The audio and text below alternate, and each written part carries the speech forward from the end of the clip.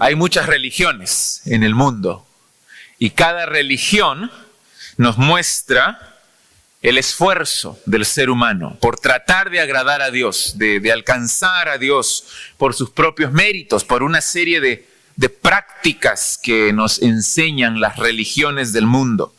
Pero el cristianismo bíblico es diferente.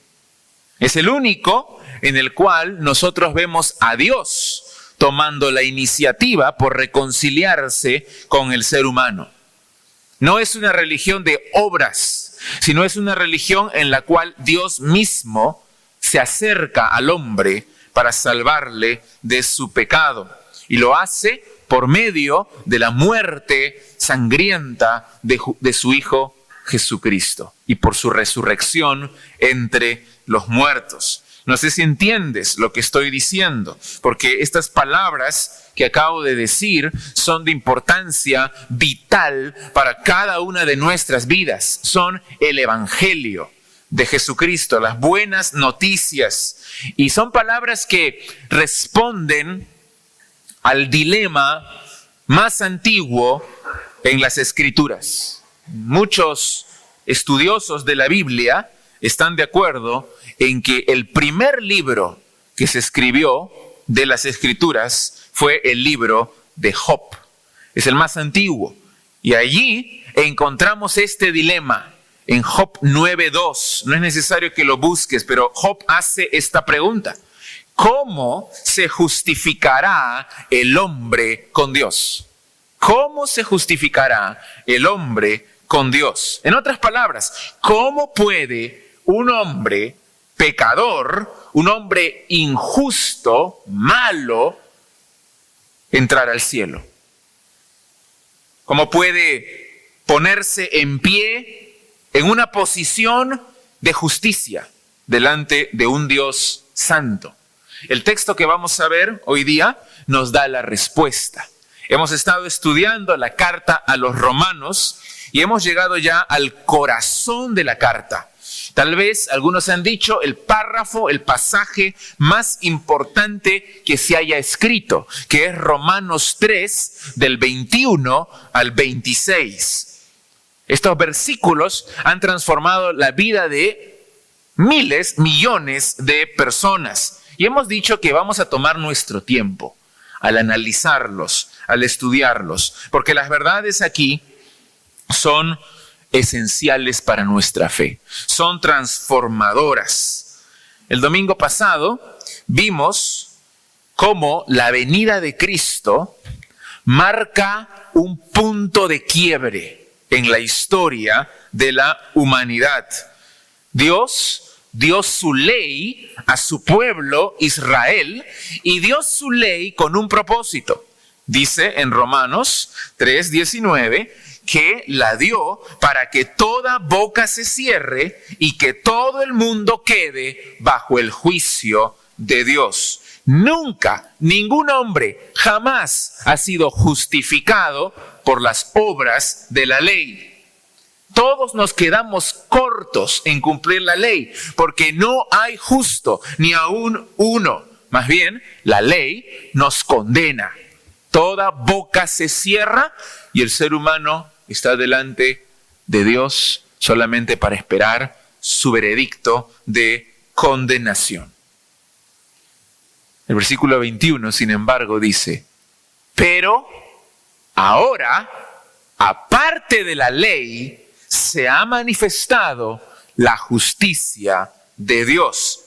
Y no es esa justicia con la cual Dios castiga al hombre justamente, sino es el don, es el regalo de justicia que Dios da a todos los que creen en su Hijo Jesucristo. A esa justicia se refiere, no la justicia que te juzga, no la justicia que te condena, justamente, sino la justicia que es un regalo que Dios te quiere dar, te quiere revestir de esa justicia para que puedas entrar a su presencia. John Piper dice lo siguiente: si tú edificas tu vida sobre estos versículos, serás inconmovible en cientos de crisis. Esas verdades que vamos a leer son fundacionales para nuestra vida. Así que hay que meditar en ellas. Memoriza este pasaje, es un buen pasaje para memorizarlo, guardarlo en tu corazón y créelo. Y luego vívelo con todo tu ser. Hace casi 2000 años, el carcelero de Filipos le preguntó al apóstol Pablo, ¿qué tengo que hacer para ser salvo? El texto que vamos a ver ahora nos da la respuesta. Y antes que cualquier otra pregunta, esta es la pregunta que debes responder. Porque de la respuesta que tú das depende tu destino eterno. Si irás al cielo o irás al infierno. ¿Qué tengo que hacer para ser salvo? Hoy vamos a ver solamente los versículos 22 y 23, que nos dan una verdad preciosa, increíble, maravillosa. ¿Cuál es la verdad que vamos a aprender hoy? La justicia de Cristo es dada a todo aquel que pone su fe en el Señor Jesucristo. Esa justicia está disponible para todos, sin distinción, porque todos somos igual de pecadores, porque todos estamos destituidos de la gloria de Dios. Por eso es que el llamado final en este mensaje será: pon tu fe solo en el Señor Jesucristo. No hay otra forma de ser justificado. Vamos a leer todo el pasaje.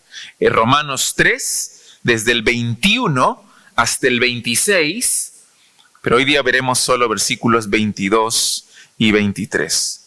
Romanos 3, 21 dice: pero ahora, aparte de la ley, se ha manifestado la justicia de Dios, testificada por la ley y por los profetas, la justicia de Dios por medio de la fe en Jesucristo para todos los que creen en Él, porque no hay diferencia, por cuanto todos pecaron y están destituidos de la gloria de Dios, siendo justificados gratuitamente por su gracia, mediante la redención que es en Cristo Jesús, a quien Dios puso como propiciación por medio de la fe en su sangre, para manifestar su justicia a causa de haber pasado por alto en su paciencia los pecados pasados, con la mira de manifestar en este tiempo su justicia, a fin de que Él sea el justo y el que justifica al que es de la fe de Jesús. Recuerden siempre esta pregunta: ¿qué tengo que hacer para ser salvo? Pablo nos dice dos cosas. En primer lugar, cree en el Señor Jesucristo y serás salvo. Ahí en el versículo 22, nuevamente Pablo repite esta frase: la justicia de Dios. Porque no quiere que perdamos de vista el punto, que quede claro lo que él está diciendo. La justicia de Dios, ya lo expliqué, se refiere a esa justicia salvadora, la justicia redentora, no la justicia rectora, no la justicia que nos condena, sino la justicia salvadora que Dios da gratuitamente a todos los que creen en el Evangelio. Es un regalo. Es un don, es una justicia que viene de Dios. Es la vida perfecta de nuestro Señor Jesucristo. Esa justicia de su vida, de Jesús, que nunca pecó, que no hubo mancha en Él, Dios la toma y te la da. Para que cuando Él te vea a ti, no vea a ese pecador que merece el infierno, sino que vea a Cristo. Te reviste de la justicia de Cristo y lo hace por tu fe. Todos los que confían en Él son salvos. Y por eso la frase clave en este versículo 22 es: por medio de la fe en Jesucristo. La justicia de Dios por medio de la fe en Jesucristo. Hay una posición popular en nuestros días, una interpretación diferente de esta frase, como refiriéndose a la fe de Jesucristo. Y lo vas a ver incluso en algunas Biblias, que dice así: la justicia de Dios por medio de la fe de Jesucristo. Sin embargo, no es una buena traducción. Es una posibilidad traducirlo así, pero no es una buena traducción. Pablo enfatiza aquí en Romanos, enfatiza en Gálatas también, que la fe es personal de los pecadores. La justicia de Dios no se obtiene por obras que uno puede hacer, no se obtiene por obedecer la ley, no se obtiene por méritos, por ritos, por penitencias, sino por medio de creer en el Señor Jesucristo. Aun cuando tradujéramos esta frase como la fe de Cristo, se refiere a la realidad de la fe que el pecador deposita en la persona de Jesucristo para ser justificado por Dios. Mira lo que dice en Gálatas, porque ahí está la misma frase. Gálatas capítulo 2, el versículo 16. Y mira cómo se traduce allí. Gálatas 2, 16. Es la misma frase. Dice, Gálatas 2, 16. Sabiendo que el hombre no es justificado por las obras de la ley, sino por la fe de Jesucristo. Y aquí sí se ha traducido así. Es exactamente igual en el griego, pero aquí se ha traducido la fe de Jesucristo, pero luego lo explica. ¿Qué es lo que significa? Nosotros también hemos creído en Jesucristo para ser justificados por la fe de Cristo y no por las obras de la ley, por cuanto por las obras de la ley nadie será justificado. La misma verdad que estamos viendo en Romanos. Pero algunos dicen, tú obtienes esa salvación por medio de la fidelidad de Cristo, por medio de su vida obediente. Y por eso tenemos que traducir la fe de Cristo. Sí, es una posibilidad y es verdad. Es verdad, Jesús fue obediente, sin mancha, sin pecado. Es la justicia de Cristo, la obediencia de Cristo. Sin embargo, aquí el énfasis no está puesto en la fe de Cristo o en su obediencia, sino en la nuestra, porque lo recalca varias veces. Fíjate en el versículo 22, regresando a Romanos 3, otra vez dice, por medio de la fe en Jesucristo, y si quieres puedes decir, así como en Gálatas, por medio de la fe de Jesucristo, pero luego dice, para todos los que creen en Él.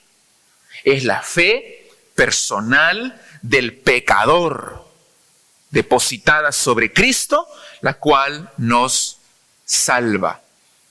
El siguiente capítulo, además, si tú lees luego Romanos capítulo 4, nos da el ejemplo de un creyente que tuvo fe personal en Dios, que es Abraham, y por esa fe él fue justificado. Y él es el padre de todos los creyentes judíos y gentiles. Así que el énfasis acá es, ten fe individual, ten fe personal en el Señor Jesucristo, para que recibas la justicia de Dios.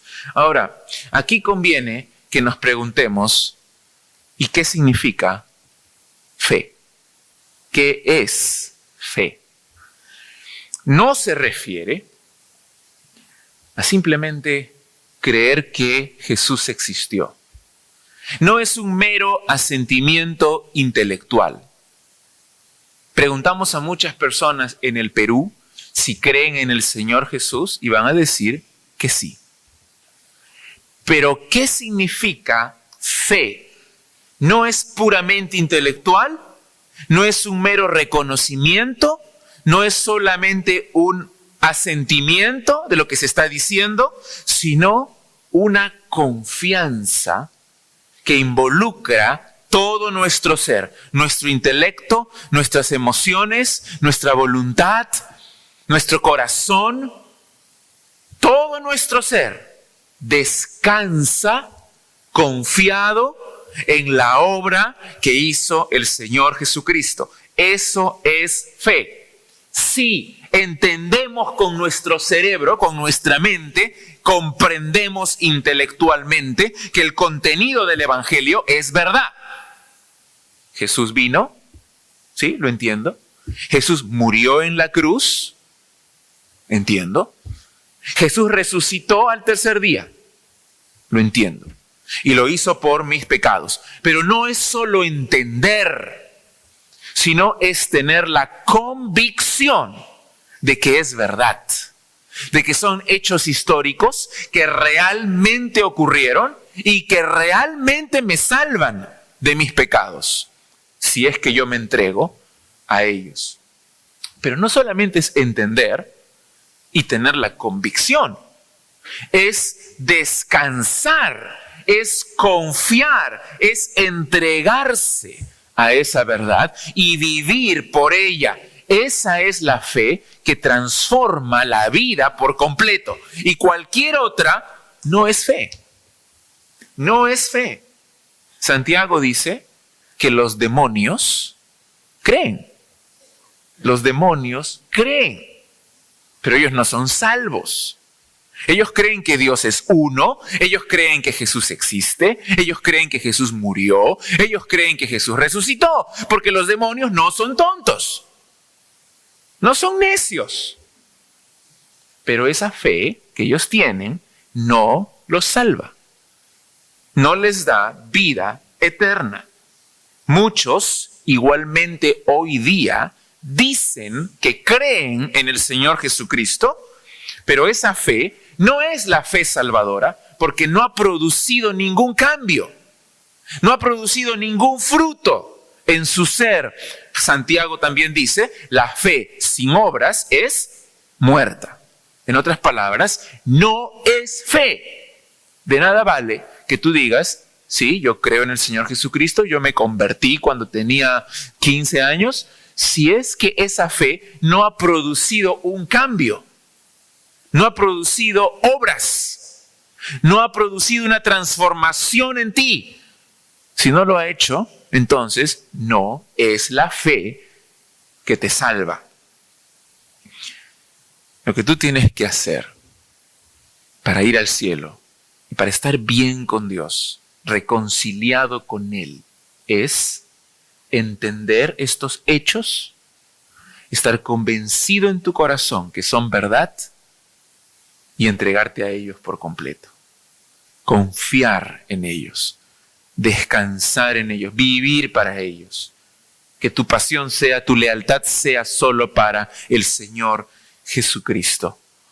Hay 2 puntos aquí más muy importantes en nuestro texto. En primer lugar, la fe por sí sola no tiene ningún poder si es que no está puesta en la persona correcta. La fe no tiene poder si no está puesta en la persona correcta. Por eso dice que lo que te salva es la fe en Jesucristo. La fe en ti mismo no te salva. La fe en la Virgen María no te salva. La fe en Jesucristo sí te salva. Entonces puedes tener mucha fe, pero si esa fe está puesta en el objeto o la persona incorrecta, de nada te sirve.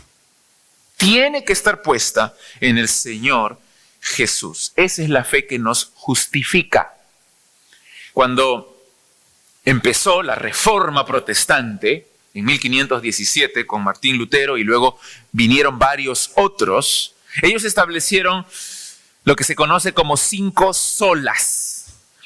Los lemas de la Reforma Protestante. Y 2 de esas solas, la primera es sola fide, significa solo por fe. Y la segunda, solus Christus, solo por Cristo. Eso significa, y ambas van juntas, porque son 2 caras de la misma moneda y están muy íntimamente relacionadas, que solamente obtenemos la justicia de Dios solamente por la fe, no por obras, pero solamente por Cristo, no por cualquier otra cosa o persona. Fe en Cristo es lo que te salva. Y solo en Cristo. Porque si tú me dices, sí, yo confío en el Señor Jesucristo, pero también confío en mi bautismo.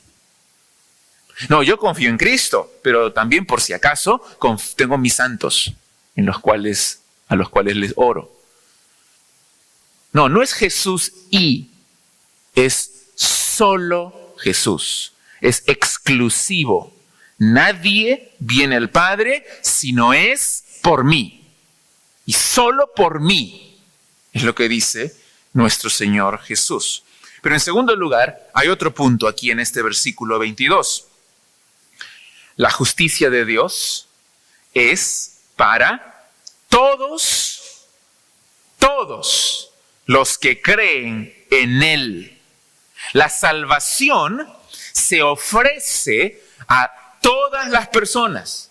Hay una disponibilidad universal de la salvación en Cristo. Dios ofrece su gracia a todo el mundo.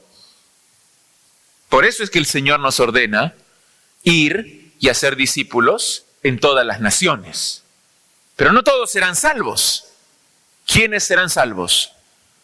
Los que creen en Él, sin ninguna distinción, sea judío, sea gentil, sea ateo o sea religioso, sea hombre o sea mujer, o de cualquier nación, sea joven, sea anciano, si pone su confianza en el Señor Jesús, es salvo. Sea que él sea un joven brillante y vibrante y lleno de vida, o que sea un anciano que está a punto de morir en su lecho de muerte. Si pone su confianza solo en Cristo, entonces tiene vida eterna. ¿Qué nos dice este versículo en resumen? El versículo 22. Que la justicia de Dios, la salvación de Dios, está disponible por medio de la fe en Cristo a todos los que creen en Él. Y eso es lo que Dios ya había prometido hace miles de años al patriarca Abraham.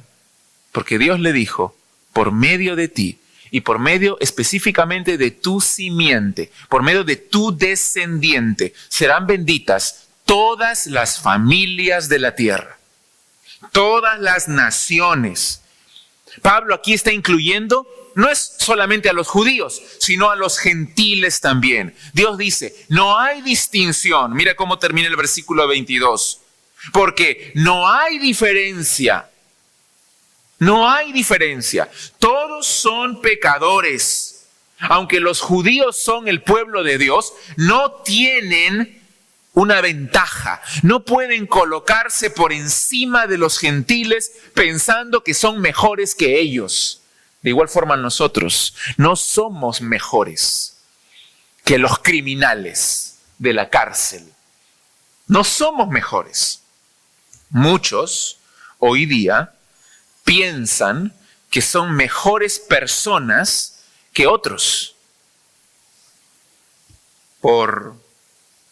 porque hacen obras de caridad, porque dan mucho dinero a los pobres, porque tienen una buena educación, porque tienen plata.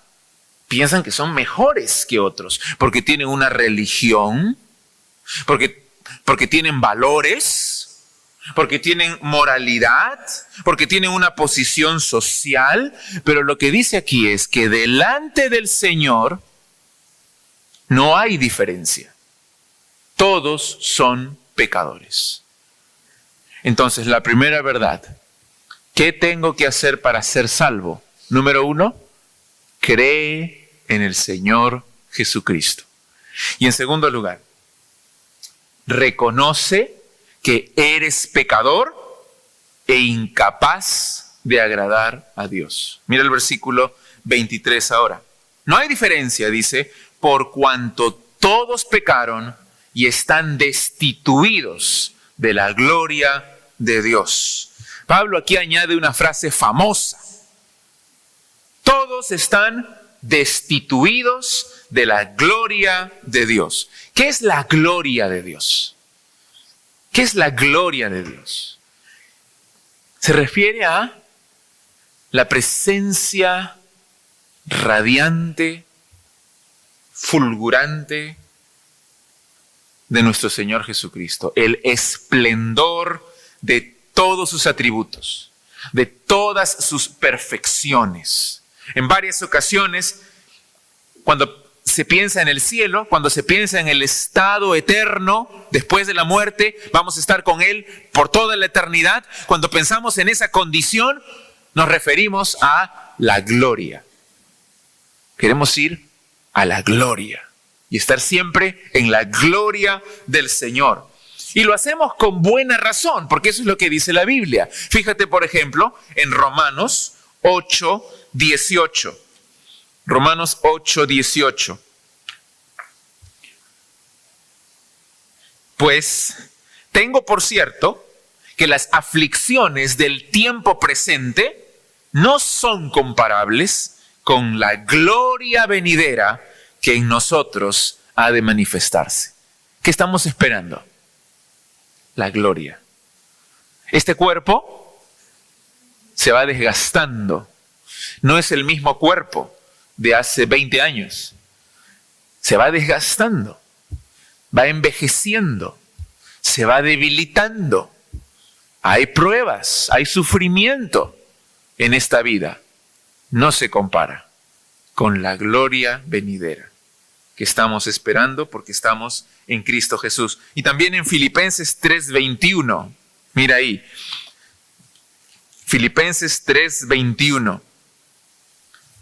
Dice ahí que Cristo viene pronto, viene por segunda vez. Y cuando Él venga, Filipenses 3:21 dice, el cual transformará el cuerpo de la humillación nuestra para que sea semejante al cuerpo de la gloria suya por el poder con el cual puede también sujetar a sí mismo todas las cosas. Este cuerpo es de humillación, pero nos espera un cuerpo de gloria. ¿Como el cuerpo de quién? Como el cuerpo de Cristo. Y mira también en 2 de Tesalonicenses 2:14. 2 de Tesalonicenses 2:14. Está hablando de la fe en la verdad. Final del versículo 13, la fe en la verdad.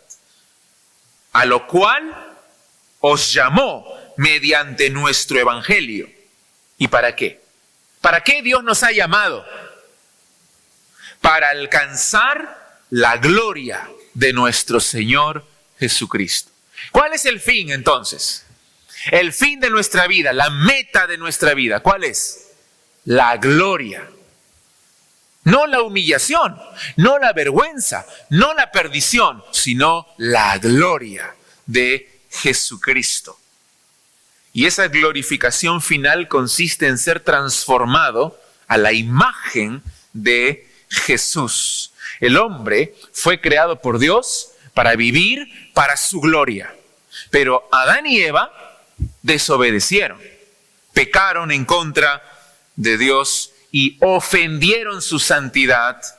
Y desde ese momento, todos los seres humanos, como somos descendientes de Adán y Eva, todos quedamos destituidos, privados de la gloria de Dios. Y no podemos entrar en su gloria, aunque quieras. Por tus propios méritos, por tu propio esfuerzo, por tus propias obras, no puedes. Estás destituido. Has sido expulsado de la gloria de Dios. Lo primero que hizo Dios fue botar a Adán y Eva del huerto del Edén. Y dijo, no quiero que se acerquen aquí. Aquí está el árbol de la vida y no pueden estar aquí.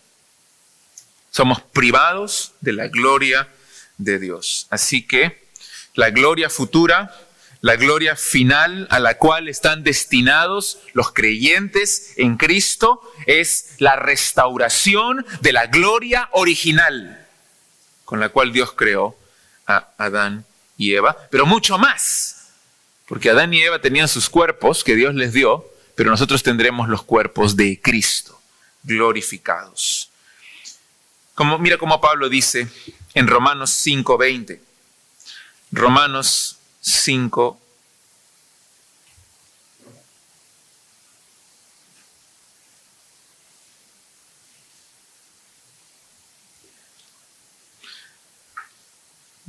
Dice: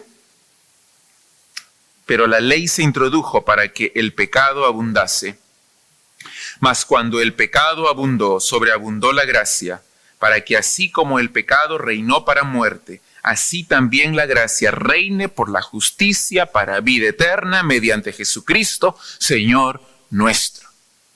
Tenemos en Él, en nuestro Señor Jesucristo, la vida eterna. Tenemos en Adán la muerte eterna. ¿Dónde quieres estar? ¿Dónde quieres ser hallado por Dios? ¿En Adán? En Adán todos mueren. En Cristo todos serán vivificados y su fin es la gloria. También Pablo dice: nos gloriamos en la esperanza de la gloria de Dios. Pero los incrédulos están fuera, están ausentes de esa gloria. En Romanos 1:21 dice que los incrédulos, habiendo conocido a Dios, no le glorificaron como a Dios, ni le dieron gracias, no le dieron el honor, no le dieron la adoración que solamente Él merece. Y en vez de eso, ¿qué es lo que hicieron? En el versículo 23, cambiaron la gloria del Dios incorruptible en semejanza de imagen de hombre corruptible, de aves, de cuadrúpedos y de reptiles. Se convirtieron en idólatras necios, reemplazando la gloria de Dios y prefiriendo adorar la gloria de los seres humanos. ¿Y cómo es la gloria de los seres humanos? Corruptible, temporal. Es una apariencia, nada más. La corona que ganan los atletas, eso es lo que dice Pablo en 1 Corintios, es una corona de laurel. ¿Y cómo es el laurel? Es perecible. A la semana está totalmente marchitado. Pero lo que ganan aquellos que ponen su fe en Jesucristo es una corona incorruptible.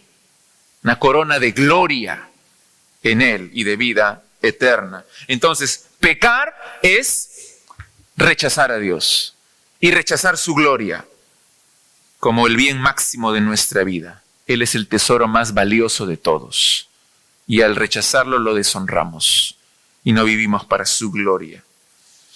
Todos somos pecadores por igual, por igual. Todos estamos perdidos y no alcanzaremos jamás la gloria de Dios por nuestras buenas obras. Todo aquel que cree, más bien, recibe la justicia de Dios.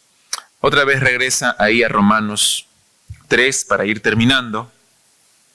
En el versículo 33, por cuanto todos pecaron y están destituidos de la gloria de Dios.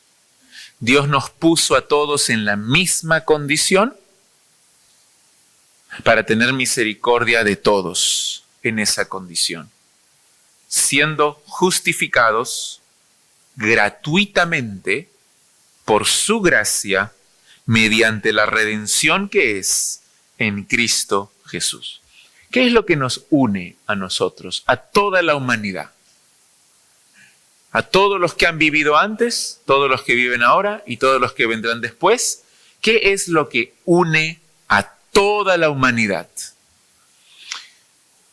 El pecado. Y que todos estamos bajo la ira de Dios. Y que todos estamos destituidos de su gloria. Y es por eso que el Evangelio ordena a todo hombre, en todo lugar, a arrepentirse y a creer en el Evangelio. Y eso es lo que conocemos nosotros como conversión. ¿Qué tengo que hacer para ser salvo? creer en el Señor Jesucristo, entregándome por completo a Él. Y número 2, reconocer que soy pecador y que no puedo hacer nada para agradarle a Él. Y eso se llama arrepentimiento. Fe y arrepentimiento. Esa es la conversión. Darle la espalda al pecado y correr a los brazos del Señor Jesucristo. ¿Qué es el arrepentimiento? Involucra un cambio de mente en cuanto a mi pecado. Porque yo vivía indiferente en mi pecado. Pero cuando se me predicó el Evangelio, el Espíritu Santo me convenció de pecado. Y ahora digo, sí, soy pecador. Sí, he ofendido al Señor Jesús. Pero no solamente es en la mente, sino que es un dolor también, una carga en el corazón. ¿Cómo he podido hacer algo así? Y no solamente es en la mente y en el corazón, sino que eso se refleja en nuestra conducta también. Es un deseo de dejar el pecado y de ya no vivir para el pecado, sino de vivir para Cristo, para siempre. Y ese arrepentimiento real da frutos de arrepentimiento. No es que alguien peca y luego me dice, sí, pues, perdón, ya me arrepentí. Quiero ver frutos de arrepentimiento. Así como en la fe, Santiago dice, a ver, muéstrame tu fe por tus obras. Porque tú puedes decir, yo creo en Cristo. Muéstrame tu fe por tus obras. Muéstrame el fruto de tu fe. Muéstrame el fruto de tu arrepentimiento. Esa es la verdadera conversión. Un pastor del siglo XIX, Handley Moule, él dijo así: la prostituta, el mentiroso y el asesino están privados de la gloria de Dios, pero también lo estás tú. Ellos podrán estar en el fondo del pozo más profundo y tú en la montaña más alta, pero estás tan lejos como ellos de poder tocar las estrellas. ¿Quién puede tocar las estrellas? El que está en el pozo más profundo no puede. El que está en el monte más alto tampoco puede, aunque está más alto. Pero ninguno alcanza a la gloria de las estrellas. Igual, no todo ser humano expresa de la misma forma y en el mismo grado la depravación. Algunos son como Hitler, como Abimael Guzmán. Otros son como la Madre Teresa de Calcuta, como Gandhi. Muy morales, muy buenos. Parece que son superiores, muy superiores. Pero delante de Dios, todos están en la misma condición. Destituidos de su gloria. Y ninguna de las personas que les he mencionado puede alcanzar por sí mismos el estándar establecido por Dios para la salvación. Y si no pusieron su fe en Cristo, ninguno de ellos, todos van al infierno. El pecador necesita rendirse en confianza plena al Señor Jesús y a su obra en la cruz por todos nosotros. ¿Qué tengo que hacer para ser salvo?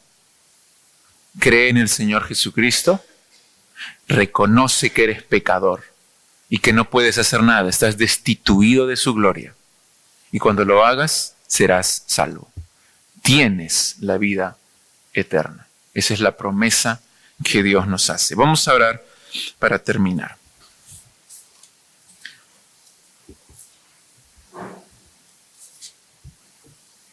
Todos con los ojos cerrados.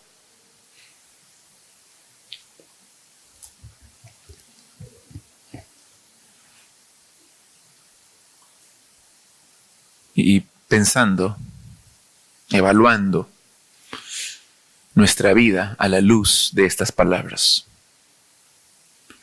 ¿Cómo estás en tu condición? delante de Dios. ¿Eres salvo? ¿Estás seguro que vivirás eternamente con Dios? La única forma de estar seguro es entregándose por completo al señorío de Jesucristo,